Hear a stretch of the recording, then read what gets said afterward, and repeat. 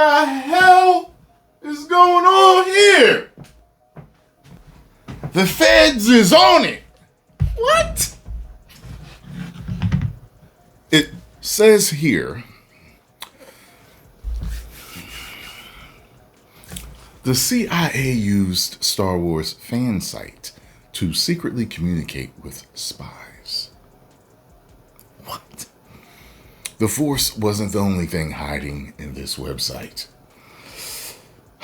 Through the looking glass, the internet has seen its fair share of weird, but a Star Wars fan site secretly run by the Woo! All right, that one hurt. Run by the CIA to communicate with overseas spies might top the list. Yeah, I did not see that coming. StarWarsWeb.net looked like any other 2010 era fan page, complete with lightsabers, Yoda quotes, like the games you will. The games you will, I get it. Like the games you will. Lego ads, hyped up mentions of games like Battlefront 2, The Force Unleashed 2, but behind the nostalgic facade was a covert login system. If you entered the right password into the search bar, you'd unlock secure line to CIA handlers. Or at least that was the plan. That's interesting. That's a great cover, though, I guess. It's a great cover.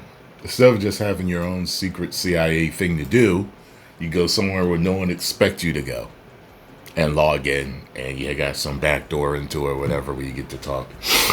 This bizarre piece of intel comes courtesy of Ciro Santilli, an independent researcher with a knack for rooting around the dusty corners of the web, who spoke to 404 Media. Santilli took it upon himself to dig deeper after a Reuter uncovering piece titled America's Throwaway Spies revealed a handful of suspicious domains back in 2022. Armed with little more than open source tools, web dev know-how, and apparently endless patience, he ended up uncovering hundreds of similar sites. Wow. You know what this reminds me of? How people be saying like there's actually nuclear missile silos under schools and stuff like that. As it turned out, the Star Wars page was just one star in a galaxy of CIA-run covert communication sites. There were comedy pages, extreme sports sites, and even Brazilian music fan pages.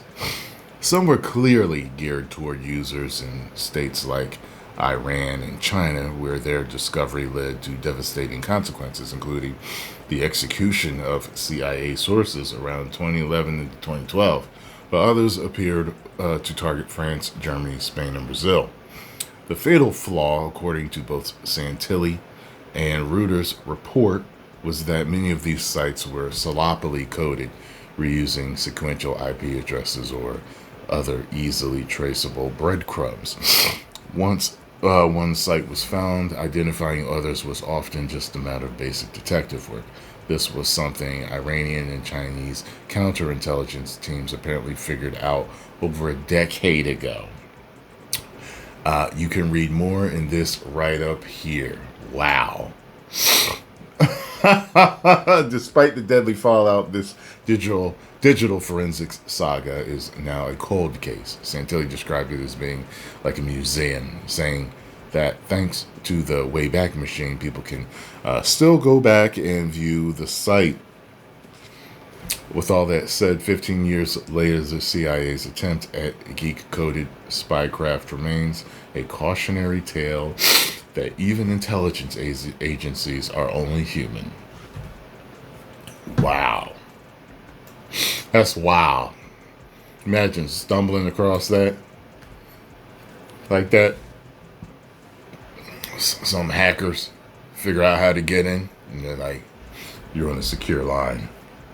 Leave now. Or face the consequences. Consequences, as long as I'm rich. Only some of you are going to get that. Well, that's why I'll post your comments down below. Let me know what you all think. If you enjoyed my reaction, make sure you hit the like button, subscribe, and share. 10 million subscribers. Woo!